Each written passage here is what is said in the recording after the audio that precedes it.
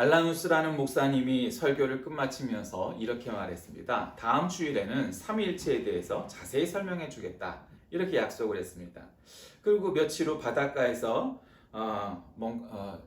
명상을 하면서 다음 주 설교는 어떻게 할까 준비하고 있을 때 자기 교회 청년으로 보이는 자가 손가락 하나를 들고서 작은 구멍과 바닷가 사이를 왔다 갔다 하는 것을 보게 됩니다. 그가 젊은이에게 무엇 하느냐 묻자 바닷물을 몽땅 이 구멍 속으로 집어넣으려고 합니다. 이렇게 말합니다. 그러니 이 알라누스라는 목사님이 아니 왜 그렇게 불가능한 일을 가지고 시간을 낭비합니까? 묻자 그 젊은이는 목사님도 마찬가지입니다. 삼일체에 대한 것을 어떻게 머리에 다 집어넣을 수가 있겠습니까? 만약에 그럴 수 있다면 나도 이 구멍에 바닷물을 몽땅 집어넣는 것이 가능하겠지요 라고 말을 했다고 합니다. 기독교에서 설명하기가 쉽지 않은, 즉 어려운, 그리고 다 설명을 해도 이해하지 못하는 몇 가지의 어려운 테마들이 있습니다. 그 중에 하나가 삼위일체죠. 뭐 그냥 대충은 알겠는데 그걸 자세히 알려고 그러면 쉽지 않습니다. 왜냐하면 신비이기 때문에 그래요. 또 한 가지는 아니 왜 하나님이신 예수님께서 신이신 하나님께서 인간의 몸을 입고 왔느냐를 이해하기도 마찬가지죠. 그리고 또 하나를 꼽자면 그건 요한계시록입니다. 뭐 카톨릭에서 묵시록이라고 말하는데 어쨌든 이 묵시문학, 이 계시 이런 요한계시록은 물론 구약성경에도 계시적인 묵시문학이 있긴 하지만 뭐 주로가 이제 요한계시록이니까 그 요한계시록에 대해서 이해하는 것은 쉽지가 않습니다. 그러니까 원래 이 요한계시록과 종말론에 대해서 네 가지의 큰 입장이 있는데 그래서 아무리 대단한 사람도 요한계시록을 4분의 1 이상 이해하기 어렵다 이렇게 얘기하는 까닭은 네 가지의 큰 입장이 있으니까 그것을 다 이해하기가 어렵다. 그 입장에 서 있으니까 이렇게 표현하는 겁니다. 근데 이제 대개 이단 사이비 유사 종교들은 이런 신흥 종교들은 요한계시록을 가장 중요시하죠. 보통 우리 기성교회에서는 정통교회에서는 요한계시록을 가지고 1년 중에 한두 번 정도 설교할까요? 한 번도 없을 수 있어요. 그 까닭이 있죠. 오늘 본문에도 그 시와 때는 알지 못한다고 이미 성경 여러 군데서 이렇게 말씀하셨어요. 관심 가질 필요가 없는 건데 그냥 우리는 우리의 일상을 열심히 잘 살아가면 되는 거예요. 그런데 유독 요한계시록에 집착하는 사람들, 교회들이 있어요. 그는 일단 이단, 사이비, 유사종교, 뭐 신흥, 뭐 이런 집단이라고 봐야 되는 거죠. 저는 요즘 이 코로나19 사태가 있는 즈음에 예전부터 느끼고 있었던 몇 가지가 있어요. 그건 이런 거예요. 예전에 사스라고 말하는 중증 급성 호흡기 증후군이 일어났어요. 그게 언제인지 기억하세요? 여러분 연도를 잘 기억 못 하실 것 같아요. 2002년 11월. 그때도 지금하고 시기가 똑같았어요. 코로나19도 11월부터 시작을 하죠. 근데 이것도 11월이었어요. 근데 어디서부터 시작했는지 혹시 기억하세요? 그것도 중국 광동성이었어요. 그러니까 홍콩 옆이었다는 얘기예요. 그래서 전 세계로 퍼졌는데 뭐 백신이 뭐 개발됐다 뭐 어쩌고 저쩌고 뭐 말을 하지만 뭐 뚜렷하지 않아요. 우리가 뭐 감기약이 따로 있고 독감약이 따로 있는 게 아니잖아요. 그렇죠? 백신을 맞아도 걸릴 수 있고 또 죽을 수도 있어요. 다만 그것을 어느 정도 줄여줄 수 있는 거죠. 어쨌든 사스가 2002년 11월 중국 광동성에서 시작됐습니다. 그리고 또 2015년 생겨난 전 세계적인 이 바이러스 사태가 있었죠. 뭐죠? 메르스예요. 중동 호흡기 증후군. 이 사우디아라비아에서부터 시작된 이 중동 지역이어서 미들 이스트 이렇게 해서 메르스 이렇게 하는데 이것도 역시 낙타를 통해서 발생한 이 돌연변이 바이러스가 세균이 사람들에게 치사율을 허락했는데 그래서 한 30% 정도라고 말을 해요.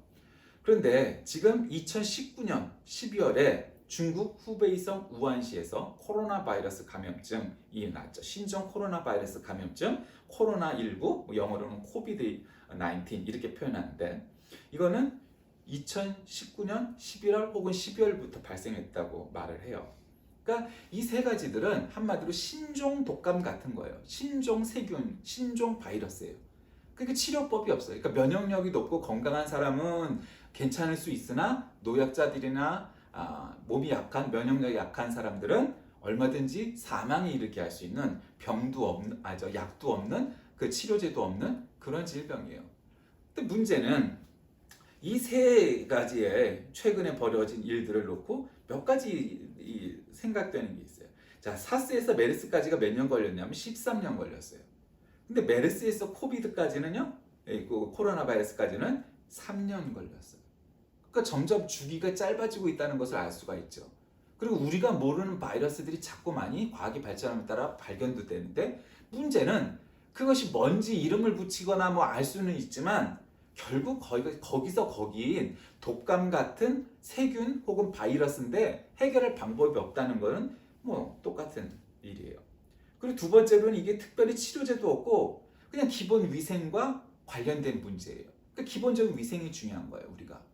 그다음에 세 번째로 감기나 독감과 처음에 구분하기가 어려워요. 그러니까 처음에는 나 감기 걸렸네, 독감 걸렸네 생각할 수 있지만 결국은 그게 아니면서 나중에는 사망에도 이르게 할 수 있는 그런 무서움이 있는 거죠.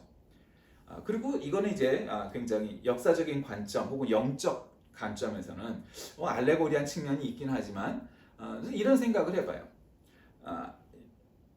맨 처음에 생겼던 사스가 어디에서 생겼죠? 이슬람의 종주국인 사우디아라비아를 중심한 중동에서 이슬람 국가에서 이게 생겨나요.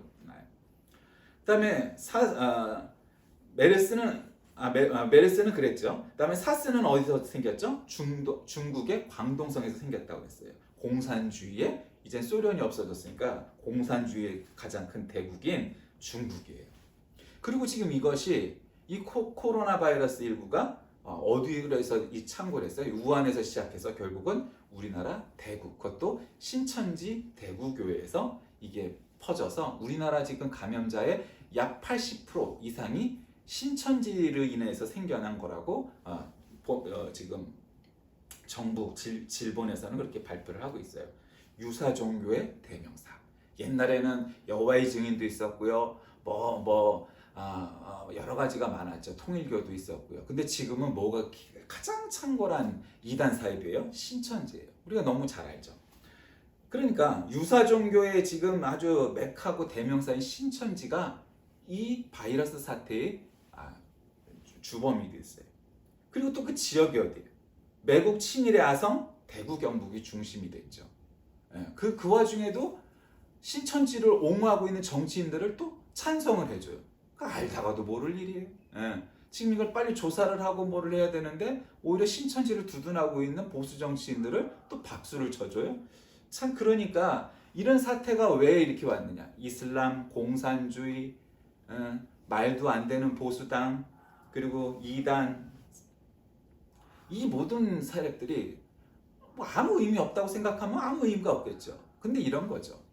결국 한 사람 한 사람을 놓고 보면 이런 재난과 질병이요. 선한 사람도 질병을 당하고 죽을 수 있고 전쟁에서 죽을 수 있고 때때로는 아주 어처구니 없는 죽음을 맞이할 수도 있어요. 그거는 우리가 알 수 없어요.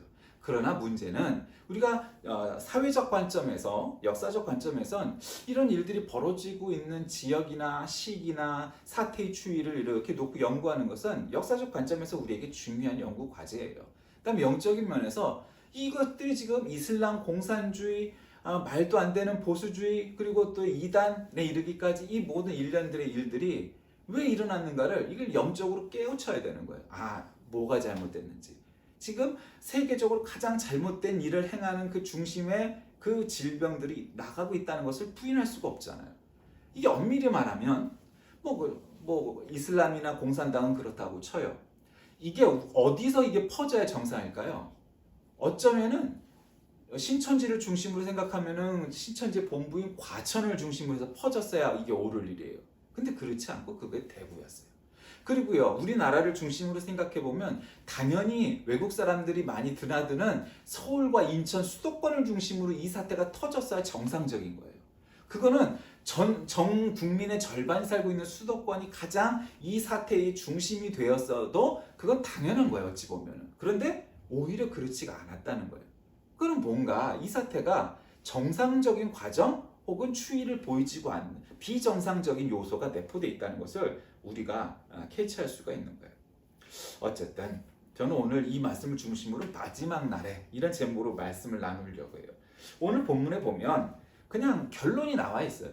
그 날과 그때는 아무도 모르나니 하늘의 천사들도 아들도 모르고 오직 아버지만 아시느니라. 그 하나님 아버지 성부 하나님만 아신다는 거예요. 한마디로 얘기하면.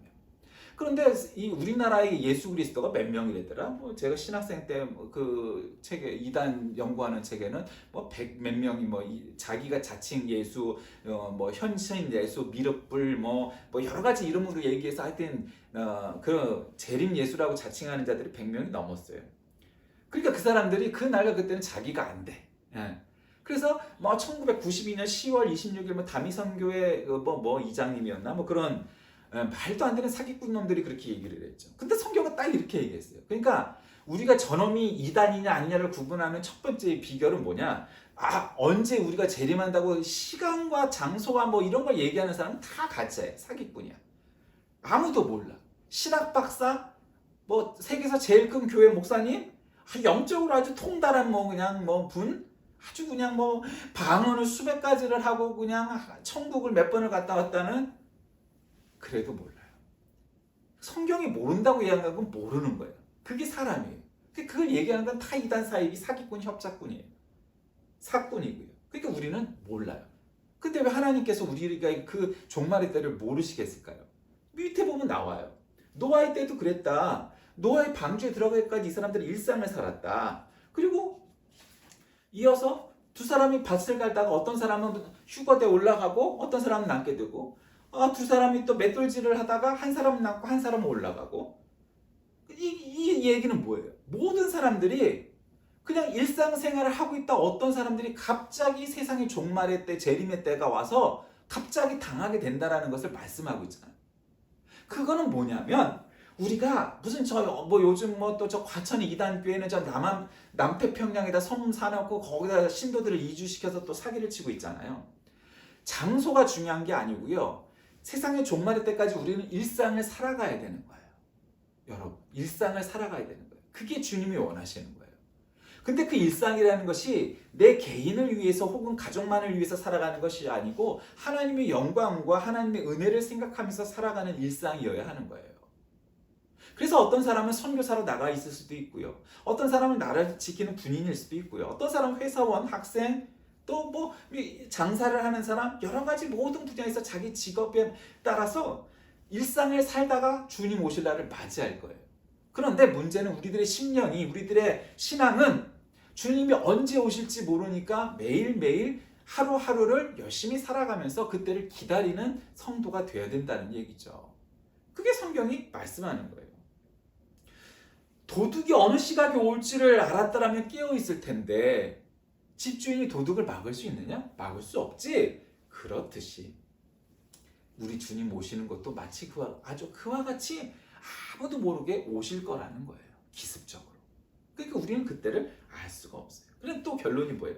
그럼 이러므로 너희도 준비하고 있으라. 생각하지 않은 때 인자가 오리라. 이게 결론이에요. 마지막 때 지금 이런 사태가 정말 제가 50여 년을 살아가면서 몇 가지 그런 충격적인 나라의 혹은 뭐 개인과 가정의 사태가 있었지만 아마 거기서 아무리 적게 얘기해도 5손가락 혹은 3손가락 안에 드는 사태인 것 같아요. 거의 전쟁이 준하고 천재지변이라고 말할 수 있는 사태가 지금 이 시국이 그런 시국인 것 같아요. 뭐 이제는 외국 여행을 가고 싶어도 갈 수가 없는 때예요. 우리나라 사람 받아주지도 않고 가도 2주 동안 갇혀 있어야 되니까 갈 의미가 없게 되는 거죠. 그러니까 일상이 스톱이 됐어요. 한국에서 여행도 함부로 못 가요.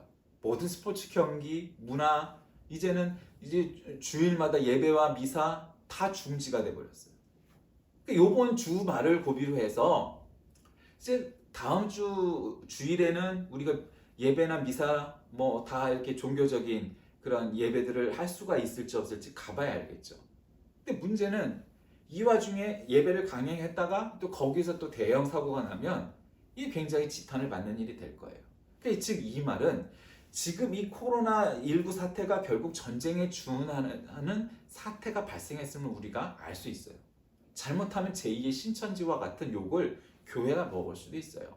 어차피 불교는 매 주일마다 가는 거 아니에요. 1년에 한 번 가도 뭘 할 사람은 없어요. 다만 교회는 딴 때는 뭐 말을 막론하고 주일 하루는 가야 되잖아요. 그리고 열심히 있는 성도는 하루에 새벽 예배도 매일 가고요. 수요일, 금요일도 가고요. 성경 공부는 없나요? 그렇게 하면 하루에도 한두 번씩은 꼭 매일 가는 것이 우리 개신교회 신앙생활, 특히 한국교회 신앙생활이잖아요. 근데 그 모든 것이 다 뚝 됐어요. 학교를 안 보내니까 애들이 차라리 학교를 가는 게 나은데 학교를 안 가고 애들이 다 어디 가냐면 PC방 가고 코인 노래방 가고 뭐 이런데요. 그래서 걔네들이 더 위험에 놓여져 있다고 뉴스에 나오고 있어요. 그러니까 지금 이 사태가 뭐가 옳고 그르냐 이거를 판단하기 쉽지 않은 처음 겪는 모든 사람들이 처음 겪는 일이었어요. 자, 그럼 우리 마지막 날을 위해서 어떻게 준비해야 될까요? 자, 오늘 본 말씀은 첫째, 재림의 시기는 오직 하나님만 아신다고 말씀하셨어요. 아까 말씀드렸듯이 언제 오실지 몰라요. 그러니 우리는 어떻게 해야 되느냐? 모르게 한 까닭은 그날까지 너희는 일상을 살아가는 거예요. 그리고 우리 주님이 명령하신 세상의 모든 족속으로 제자를 삼아 마지막 날까지 선교와 예배의 삶을 사는 성도의 삶을 살라는 거예요. 그게 중요한 거예요. 그리고 깨어있으라는 거예요. 이 깨어있으라는 말의 원뜻, 원어를 보면은 기도로 깨어있으라, 은혜 중에 깨어있으라, 성결함에 깨어있으라 이런 뜻이 다 있어요. 여기서 그걸 자세하게 분석할 필요는 없는데 어쨌든 그런 거예요. 영적으로 깨어있으라는 거죠. 두 번째로는 이것이 노아의 때와 같기 때문이에요. 그러니까 사람들은 말을 해요. 세계에서 가장 많이 쓰이는 요즘 아이들의 이름이 노아래요. 발음도 쉽고 이러니까 뜻도 좋으니까. 그런데 문제는 노아의 때가 어떤 때였어요? 모든 사람들이 노아만 빼놓고는 모든 사람들이 죄 가운데 있었어요. 세상이 점점 부유해지고 우리나라가 이제는 10번째로 강한 잘 사는 나라쯤 됐어요. 이제 10번째쯤 됐어요. 10등 안에 드니 못 드니 그랬는데 이제는 10등이라고 말할 수 있고 이제는 선진국이라고 말할 수 있는 때가 된 것 같아요. 구매력 기준으로 해서 일본의 1인당 GDP를 능가한 게 원래 2023년에 가능할 거라고 말했는데 OECD 기준으로는 IMF 기준으로는 그랬는데 OECD 기준으로는 2017년도에 이미 우리가 넘어섰다는 거예요. 그러니까 어떤 기준을 하느냐에 따라서 다르지만 어쨌든 경제적으로 유택하여지니까 사람들이 방탕하고 자기 자신만을 아는 시대가 되어버렸어요. 남을 생각하고 나누고 섬기고 하는 일들은 관심을 덜 갖고 자기 자신만을 위해서 살아가는 그런 세태가 되어버렸어요. 이게 노아의 때하고 같아요. 그리고 오늘 본문이 주는 세 번째 교훈은 그때는 도적같이 생각지 않은 때 오시기 때문에 우리가 한만 그때를 기다리고 한다고 준비를 해봤자 다 소용없는 짓이에요. 그럼 중요한 건 뭐냐? 우리가 아침에 일어나서 큐티를 하건 혹은 교회에 가서 새벽 기도를 하건 아니면 출근하면서 교회 들러서 5분이건 1분이건 기도를 하건 관계없이 그렇게 매일매일의 삶이 신앙적인 준비된 영적으로 깨어있는 삶을 매일매일 일상적으로 살아가는 것이 중요하다는 거예요. 마지막으로 하나는 버려두고 하나는 데려가는 것이 마지막 날의 마지막 때의 하나님의 법칙이에요. 그래서 사람들은 말해요. 그럼 모두 구원을 받고 할 수 있게 하시지. 하나님은요 모든 사람이 구원받길 바라셔요. 그러니까 교회는 누구나 다 올 수 있어요. 부자도 오고 가난한 사람도 오고 건강한 사람도 오고 아픈 사람도 오고 누구나 올 수 있어요. 그럼 지금 대한민국 자유민주주의 국가에서 교회에 못 올 수 있는 사람이 있어요? 법적으로? 없어요. 근데 다 오지 않아요.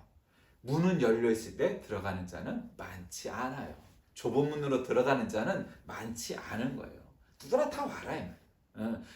밖에서 죄 짓고 맨날 탈세하고 불법 저지르고 맨 나오는 뉴스들로 그런 사람들 세상에 얼마나 많아요. 그럼에도 와라. 그래도 안 와요. 그러니까 결국 세상의 마지막 날 때에 결국 하나는 남겨지고 하나는 휴거되는 들림을 받는 일이 생길 거라는 거예요. 자, 오늘 본문 말씀이 우리에게 주는 교훈은 뭘까요? 이것이 바로 종말론적 신앙을 갖고 살아가야 되는 겁니다. 그 종말론적 신앙이 나쁘거나 부정적인 게 아니에요. 그거는 언제 오실지 모르기 때문에 매일매일의 삶을 보람되게 성실하게 성결하게 살아야겠다 생각하고 살아가는 것이 종말론적 신앙이에요. 마치 언제 예수님이 오시니까 우리가 1년 전까지는 열심히 나를 위해서 살다가 1년 전부터는 아주 그냥 거룩한 생활, 아주 성결한 생활, 아주 경건한 신앙생활을 하자? 그거 하나님은 모르시겠어요? 그러니까 그런 일은 없어요. 그때는 몰라요. 그러니 기쁨으로 맞이할 수 있도록 갑자기 출근하다가 운전하다가도 갑자기 주님 오시면은 기쁨으로 맞이할 수 있도록 매일매일을 종말의 신앙으로 살아가야 된다는 거죠. 하늘의 비밀을 우리에게 계시하고 허락한 것이 바로 성경입니다. 그러니 우리는 성경에 있는 것만 알면 되고 믿으면 돼요. 성경 밖에 있는 거는 몰라도 관계없고 그거는 중요하지 않기 때문에 성경이 기록되지 않은 거예요. 그러니 성경이 우리의 모든 것의 기준이 돼야 되는 거예요. 그것이 이단과 우리 정통교회를 나눌 수 있는 가장 중요한 진리 척도예요. 여러분 보세요. 많은 이단 사이비가 지금만 있었던 것이 아니고 예수님 당시에도 있었어요. 노스틱주의라고 그래서 영지주의서부터 아리우스파 뭐서부터 하여튼 많은 이단 사이비가 있었어요. 다 어떻게 됐죠? 거의 다 없어졌어요.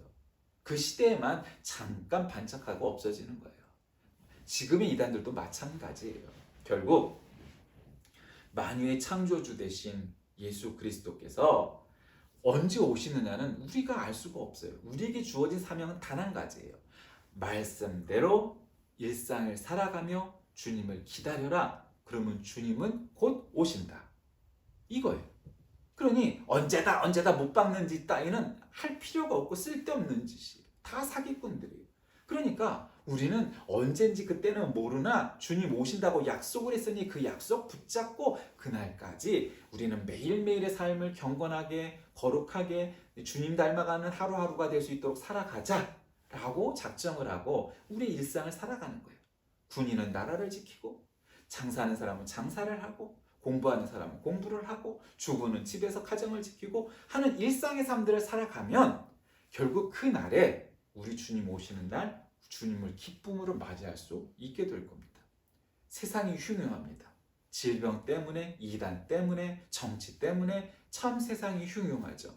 이 세상에 참 아주 죽었다 깨나도 바뀌지 못할 세력들이 있어요. 이슬람도 그렇고요. 공산당도 그렇고요. 참 말도 안 되는 꼴통 보수당도 그렇고요. 신천지와 같은 이단 사이비들도 마찬가지고요.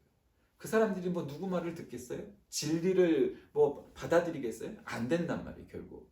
이게 중요한 건 그러니 저것들을 싹 다 잡아 죽이자 그렇게 해서 해결될 문제가 아니에요. 진리는 그렇게 해서 발현되지 않아요.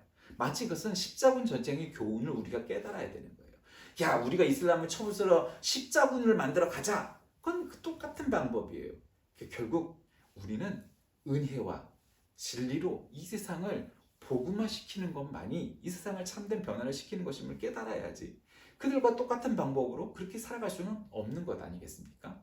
그러니 이제 이 세상에 만연하고 있는 이 질병, 그리고 그것보다 더 무서운 영적인 적그리스도 세력들이 이렇게 난무하는 세상 속에서 진리를 진리라고 부르고 거짓을 거짓이라고 불러야 함에도 불구하고 그렇지 않은 이 풍토를 종결하기 위해서 결국 우리 주님께서는 이러한 질병들을 통해서 우리에게 주는 교훈이 있으실 겁니다. 왜 이걸 허락하셨을까요? 그것은 우리가 이 지금 엄중한 이 시대에 질병보다도 더 무서운 일들이 세상에 많이 벌어지고 있음을 깨달아서 이 질병들도 돌림병들도 해결하고 또 이것보다 더 무서운 사람들, 세력들, 적그리스도 세력에도 깨어 우리가 전쟁을 하는 군인들과 같이 대적하기 위함이 아니겠습니까? 사랑하는 교우 여러분, 이 모두가 우리에게 주어진 사명입니다. 여러분은 정말 영적으로 깨어 기도하고 계십니까? 여러분의 일상을 지키고 있습니까? 주님을 간절한 마음으로 기다리고 있습니까? 지금 이것이 오늘 본문 말씀이 마지막 때, 종말의 때 우리에게 바라시는 하나님의 말씀입니다. 기도하겠습니다.